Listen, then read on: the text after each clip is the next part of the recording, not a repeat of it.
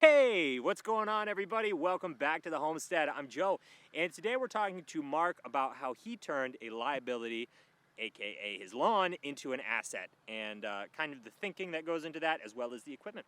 Let's jump right into it. This is the Anyone Can Farm experience.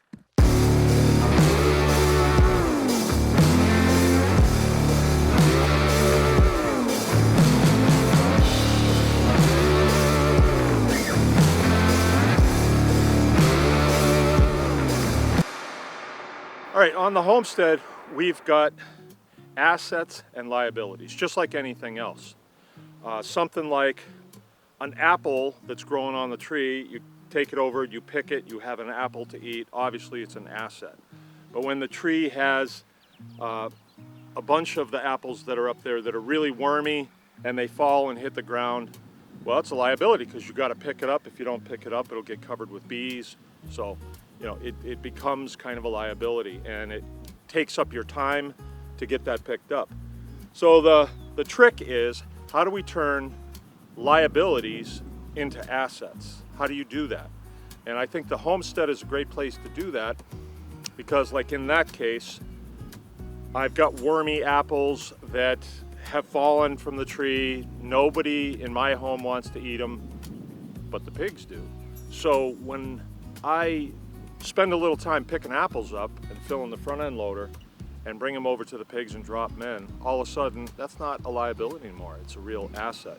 So it's sort of a philosophy that you have to have running through your mind all the time. How do I turn something that's on its face not a good thing into something that's going to benefit me and bring the homestead down the field a little further? When we moved here, the lawns, the grass production here in the areas that were not hay fields was not good. To the point where on the front lawn there was a lot of lichen out there. It was really fragile. If you drove a car on it or anything, it would break apart. When we'd have heavy rain, it would just wash down. So what I tried to do was stop mowing the lawn. I just wanted to, this is too much gas, too much time. I'm not gonna do it anymore, I'm not gonna mow it. And then I couldn't stand the way it looked, and it didn't really help. We had weeds come up. It's not like the lawn thickened up at all. And then I said, okay, well, I guess I gotta take care of the lawn. So I started putting compost out there. Compost that I had biochar in, I would lime it. And then it started to really grow well. And that's when I got this machine that would pick those clippings up. And I realized that the clippings are valuable to a homestead operation. Very valuable. So I've gone through the phase where I'm not going to mow the lawn because it's not the right thing to do. There's too much lawn in the United States and it's unproductive. In some cases, yeah, but in this case, it's very productive for what I'm doing.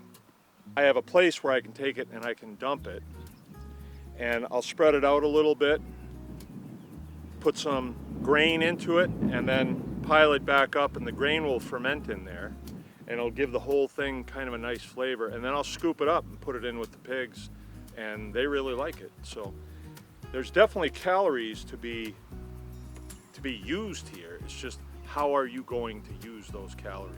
In case you're wondering, that's 100% the speech that he used on my mom to justify him buying that gigantic mower. And if you've been here, you know the amount of lawn that's here on the farm. So there's a ton of it. Like, he takes probably several metric tons of grass off his lawn every year.